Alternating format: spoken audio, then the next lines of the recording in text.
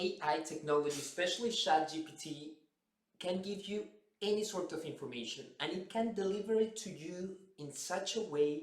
It's so persuasive. I mean, remember that this technology has pretty much all the knowledge in the world. But at the same time, the way it delivers it, it's actually pretty dangerous because you're just getting one overview. You're just getting one side of the point. For example, when you search something in Google, you can actually check out maybe one source, maybe analyze it, maybe you don't really like it, so or you don't believe in it, so you just go ahead and get into another source. And you have this option to actually search by yourself. ChatGPT does the search for you. Google, you can actually search for stuff on the internet. This is something different than ChatGPT. In ChatGPT, you cannot search on the internet. It has a lot of knowledge, but it's not like you can actually search online for information.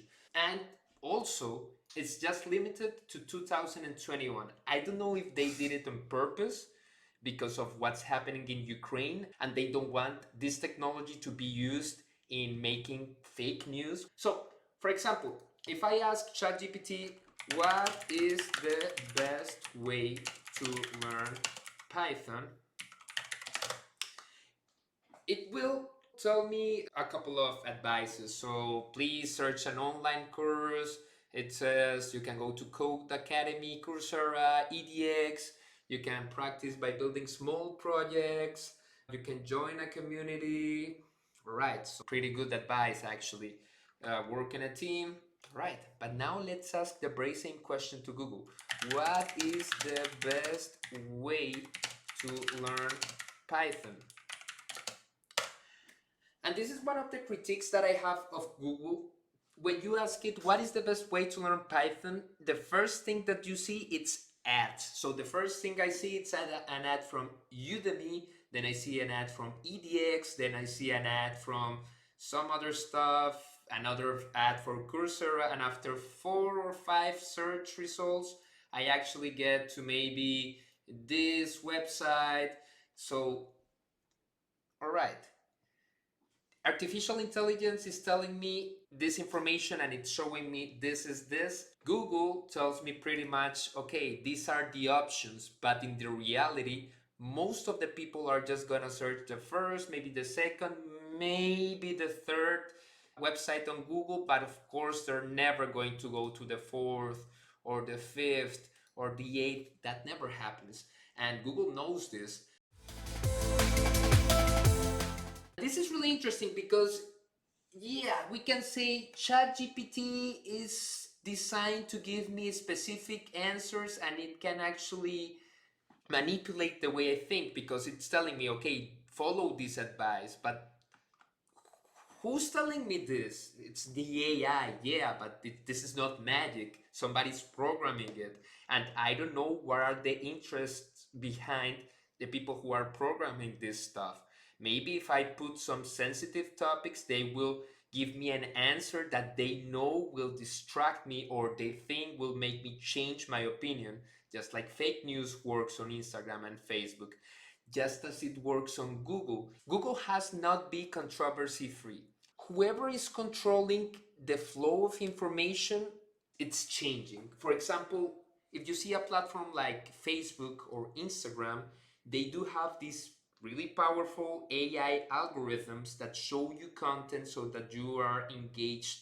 And they repeat the information in such a way that after a while, you are actually going to believe whatever Instagram or Facebook is saying. That's the problem with fake news because there's a lot of people who are using a lot of techniques to make other people think whatever. That's what happened with the Cambridge Analytica scandal and the elections of Donald Trump recently. So right now, there are other actors that are coming in. For example, TikTok. It sends you really short videos of small ideas that sometimes you think this doesn't make any sense, but you don't know what are the intentions of the people who are programming TikTok in sending you certain set of ideas.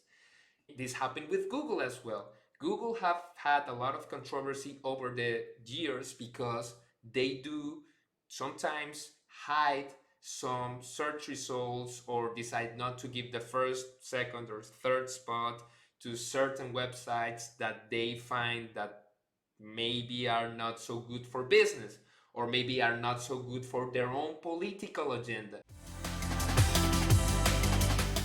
What's the problem with ChatGPT? The problem with ChatGPT is that it collects data in a more advanced way than any of the other services, because the other services, they send you an idea and they check, okay, this guy likes this idea, yes or no, but they are always sending you and checking if you like it or you don't like it. ChatGPT receives the idea. For example, when I ask it, I don't feel well, I miss my dog, what can I do?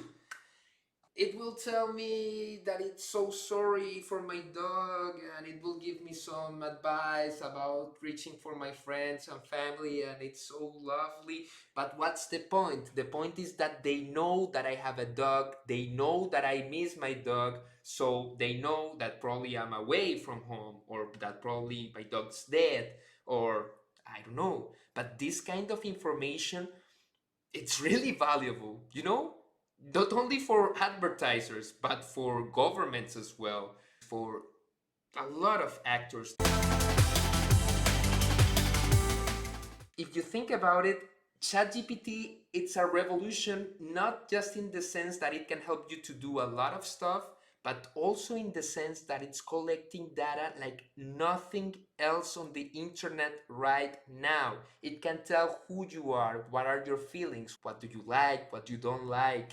If this is not really scary to you, I don't know what it is, because this type of technology is going to be around for a long time. And we don't really know who is going to have the power of this in the near future. And whoever has the power of this kind of technology will probably have control of all over the world.